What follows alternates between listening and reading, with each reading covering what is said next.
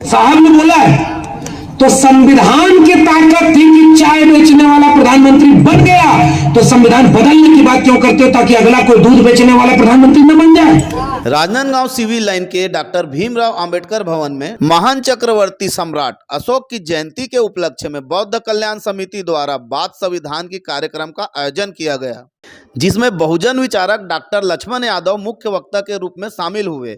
इस कार्यक्रम के प्रारंभ में संविधान की प्रस्तावना का पठन किया गया। प्रतिष्ठा और अवसर की समता, व्यक्ति की गरिमा, राष्ट्र की एकता और अखंडता सुनिश्चित करने वाली बंधुता बढ़ाने के लिए दृढ़ संकल्प होकर भारतीय संविधान जिंदाबाद, भारतीय संविधान जिंदाबाद। और साथ ही भंते महेंद्र द्वारा सामूहिक बुद्ध वंदना दिलाई गई। कलिंग युद्ध के बारे में आपने सुना ही होगा। मौर्य सम्राट अशोक कलिंग युद्ध के दौरान हुए भीषण रक्तपात से बहुत दुखी हो गए थे। उन्हें लाखों लोगों के मरने का बहुत अफसोस हुआ था और उन्होंने उसके बाद बौद्ध धर्म अपना लिया था। यह भी कहा जाता है कि बौद्ध धर्म अपना लेने के बाद सम्राट अशोक हर तरह की हिंसा से दूर हो गए थे। कलिंग युद्ध के बाद सम्राट अशोक के जीवन में एक समय ऐसा आया जहां से उनका हृदय परिवर्तन हुआ। बौद्ध धर्म अपनाने के बाद अपने पूरे राज्य में करुणा और मैत्रीपूर्ण शासन स्थापित किया और पूरे विश्व में बौद्ध धर्म का प्रचार कर बुद्धिज्म को पूरे विश्व में कायम किया। सभा को संबोधित करते हुए डॉक्टर लक्ष्मण यादव ने कहा कि भारत का संविधान खतरे में है।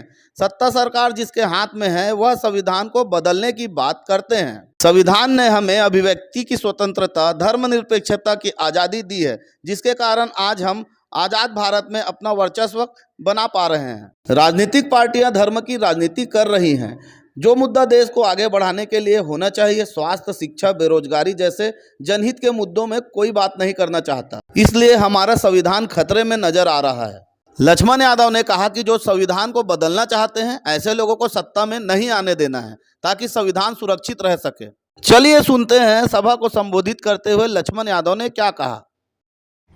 मिटाकर धर्म और जाति का भेदभाव, सबको समान लिखा है। हिंदू, मुस्लिम, सिख, ईसाई सबको समान लिखा है और इंसान को इंसान का सम्मान दे, ऐसा संविधान लिखा है बाबा साहब डॉक्टर अंबेडकर ने। तो वो बराबरी का, न्याय का दस्तावेज।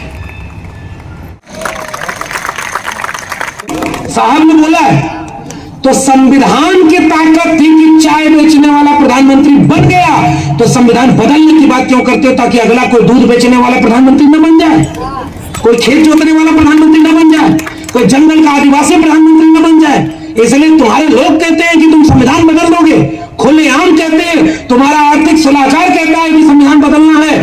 एक बात याद रखना, अगर अकेला मुझे लड़ना पड़ा तो संविधान बदलने वालों के खिलाफ मैं लड़ूंगा, क्योंकि मैं आज जो कुछ भी हूं इस देश के संविधान की वजह से। और जैसे ही मैंने ये बात कही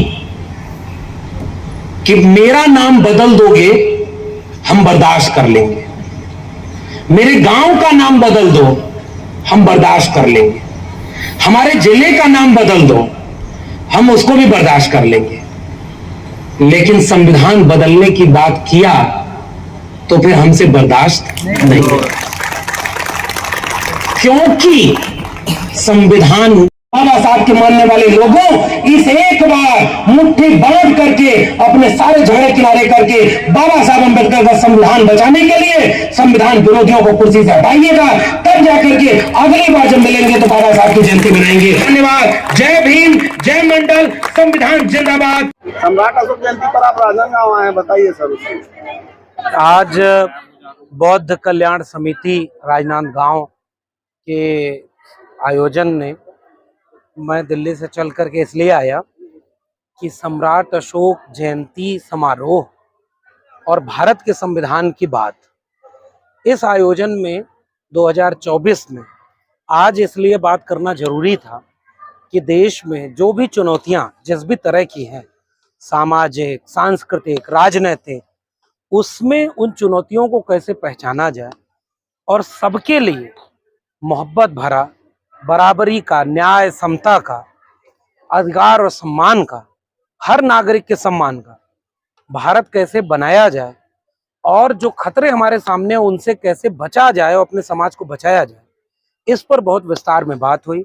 राजनांदगांव के आसपास के बहुत सारे लोग इस आयोजन में शामिल हुए और एक संकल्प लेकर सब लोग यहाँ से विदा हो रहे हैं कि अपने बीच के तमाम मतभेदों और तमाम चीज के बंटवारों को कुछ दिन के लिए किनारे रखे, एकजुट होकर के बाबा साहब के संविधान को बचाएंगे और सबका भारत बनाएंगे, जैसा सम्राट अशोक चाहते थे, जैसा बाबा साहब अम्बेडकर चाहते थे, जैसा भारत इस देश का संविधान बनाना चाहता है।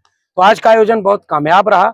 हम उम्मीद करते हैं कि इसका पैगाम आगे लोगों तक पहुंचेगा और एक अच्छा भारत बनेगा।